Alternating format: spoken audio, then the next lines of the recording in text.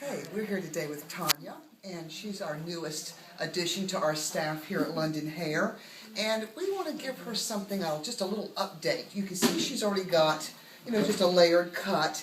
And she's got naturally wavy hair, and she makes a great blonde. What we want to do to her hair is not cut a lot off, but it's where we cut it off at.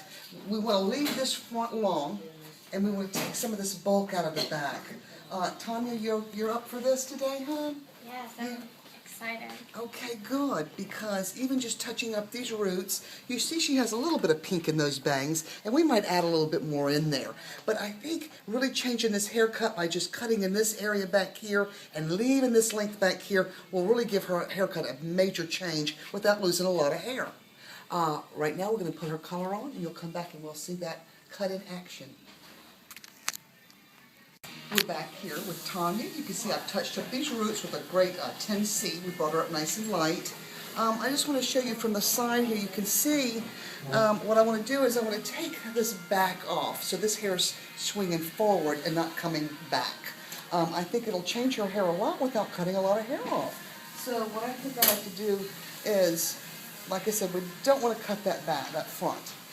I'm going to bring everything back, and I'm going to bring this out of low elevation here, so I'll cut this off in one piece, and it'll create the layering low and take off the length in the middle back here where we don't want it so bulky.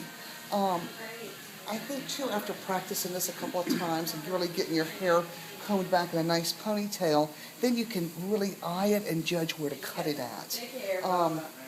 Because too, I think with it this thick, it is easier to cut in one piece, because I know where I want to take the layering.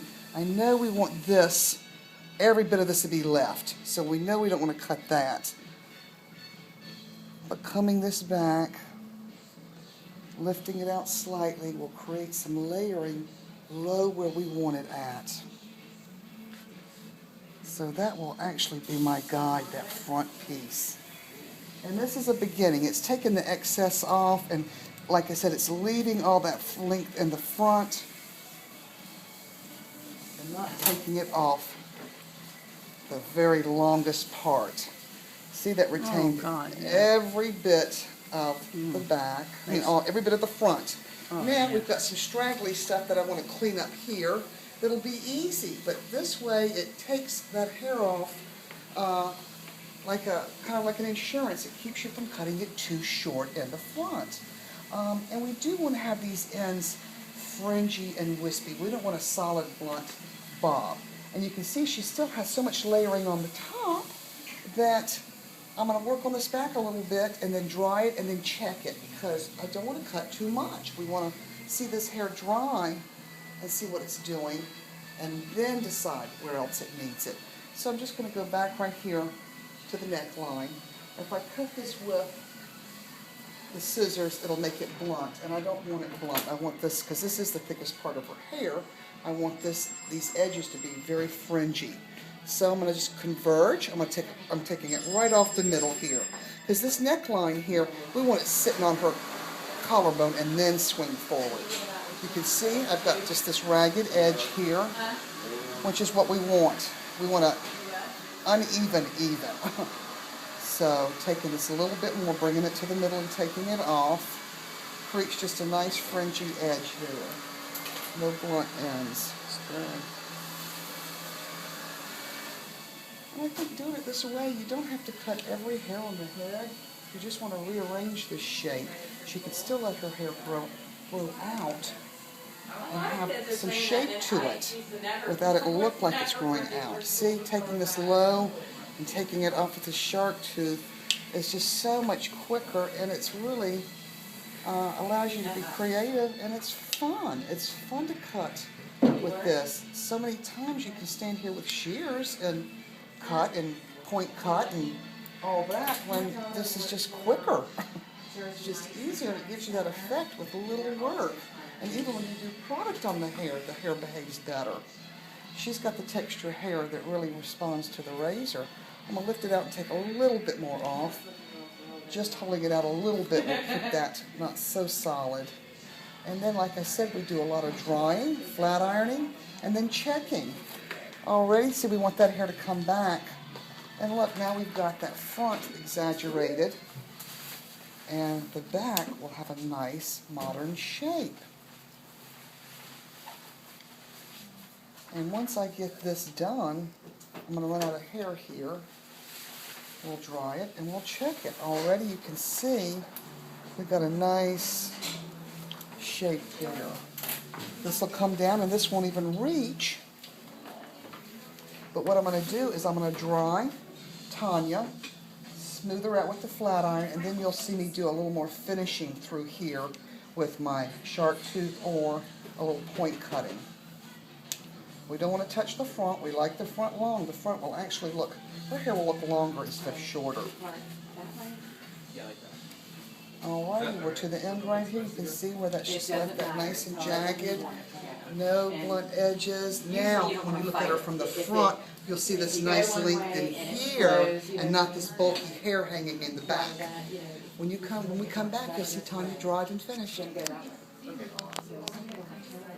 We're back here with Tanya's finished look. You can see I've dried her and smoothed her with the flat iron, and you can see how nice and silky and straight we've got it.